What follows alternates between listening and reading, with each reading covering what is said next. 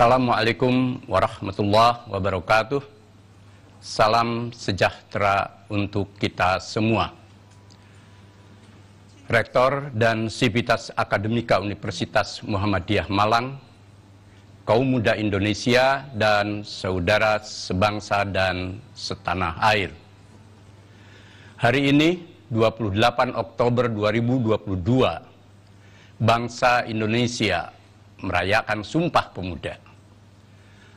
Tahun 1928 yang lalu, para pemuda dari berbagai aliran kebangsaan memahat sejarah Indonesia dengan berikrar, bertumpah darah yang satu, tanah Indonesia, berbangsa yang satu, bangsa Indonesia, dan menjunjung bahasa persatuan, bahasa Indonesia.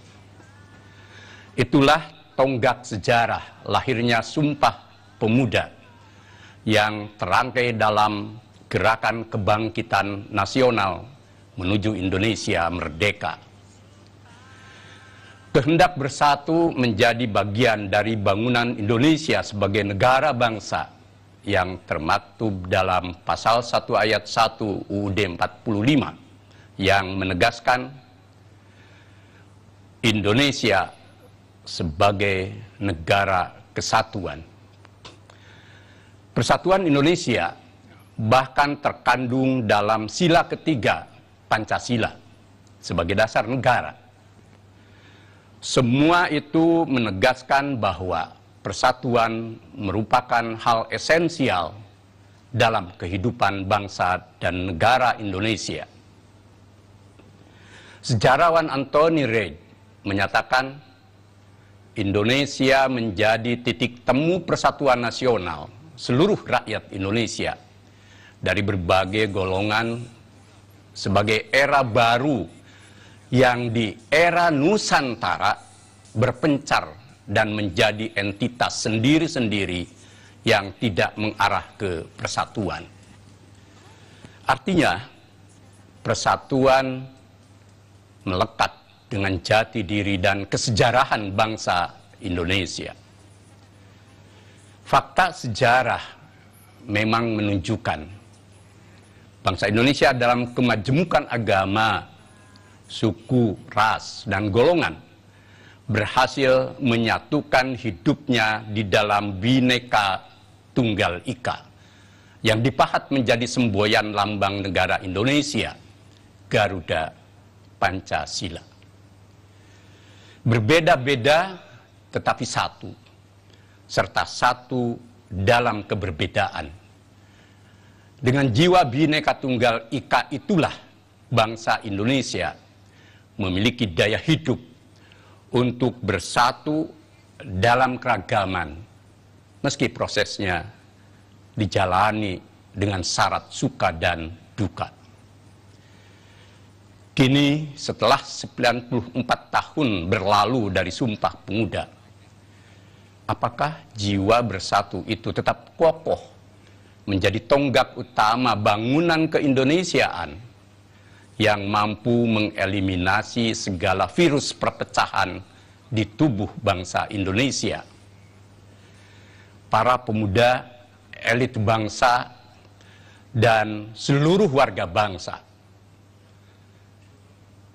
penting merenungkan kembali pesan luhur Sumpah Pemuda yang bersejarah itu.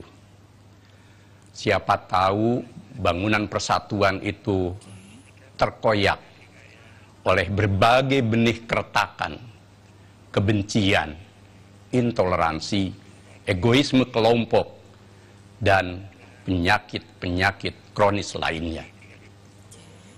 Indonesia saat ini sungguh meniscayakan daya rekat yang kuat untuk merajut kembali persatuan. Di tubuh bangsa ini tertular virus pembelahan yang mengarah pada perpecahan karena perbedaan pilihan politik yang kontradiktif. Tiada yang salah dengan perbedaan pilihan politik. Sebaliknya, keragaman pilihan politik pertanda hidupnya demokrasi dan kebinekaan dalam berbangsa dan bernegara.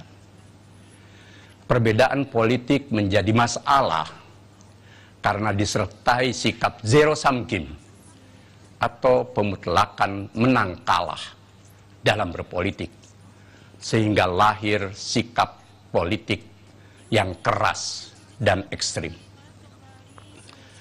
Setiap kemenangan politik lawan dianggap ancaman bagi keberadaan dan masa depan politik diri dan golongannya. Pemenang merasa didaya, sementara yang kalah menyimpan dendam membara. Pada titik inilah politik menjadi virus perpecahan dan bukan pemersatu bangsa. Politik identitas pun sejatinya bukanlah masalah dan netral sifatnya. Karena setiap orang atau kelompok terikat dengan identitas mengikuti hukum Homo sapiens. Masalah akan terjadi jika politik identitas berdasarkan agama, suku, ras, dan identitas ideologi disalahgunakan dengan cara dan paham yang radikal, ekstrim. Politik identitas menjadi bermasalah karena disertai sikap fanatik eksklusif, saling menegasikan antar identitas yang menebar politik bermusuhan, kebencian, dan ancaman. Pro dan anti politik identitas pun bahkan menjadi pertengkaran baru sesama anak bangsa yang muaranya saling membelah. Karenanya jika ingin persatuan Indonesia tetap terajut baik di tengah segala dinamika kebangsaan, maka diperlukan sikap moderat dan moderasi dalam bernegara oleh seluruh warga dan golongan kebangsaan. Politik harus menjadi pilar persatuan dan bukan faktor pemecah belah. Politik penting diletakkan di atas jiwa kerakyatan yang dipimpin oleh hikmah, kebijaksanaan dalam permusyawaratan perwakilan sebagaimana nilai dasar sila keempat Pancasila. Negara Indonesia dibangun di atas fondasi persatuan untuk semua. Soekarno bahkan dalam pidato 1 Juni 1945 yang bersejarah dengan tegas menyatakan, negara Indonesia bukan satu negara untuk satu orang, bukan satu negara untuk satu golongan, walaupun golongan kaya. Tetapi kita mendirikan negara semua buat semua, satu buat semua, semua buat satu. Bahkan Bung Karno menolak chauvinisme yang berpaham pada Indonesia eba alus, yang mengaku bangsa Indonesia sebagai termulia, sembari meremehkan bangsa lain. Dari paham kesatuan itulah, maka setiap bentuk oligarki, monopoli, dan kekuasaan mutlak oleh satu atau segelintir pihak berlawanan dengan jiwa Pancasila, konstitusi Indonesia, dan jati diri keindonesiaan. Bangunan Bhinneka Tunggal Ika niscaya kita rawat bersama. Merayakan kebinekaan mesti disertai merayakan persatuan dengan jiwa tengahan. Kebinekaan tanpa persatuan akan runtuh. Sama halnya, kesatuan tanpa kebinekaan menjadi rapuh. Keduanya merupakan dua sisi dari satu mata uang yang sama dalam keindonesiaan. Bhinneka Tunggal Ika mesti diposisikan secara moderat dalam kesatuan makna kebinekaan dan ketunggalan. Indonesia dengan bangunan dasar Pancasila, UUD 1945, NKRI, dan Bhinneka Tunggal Ika mesti dikonstruksi dengan jiwa dan pandangan yang moderat.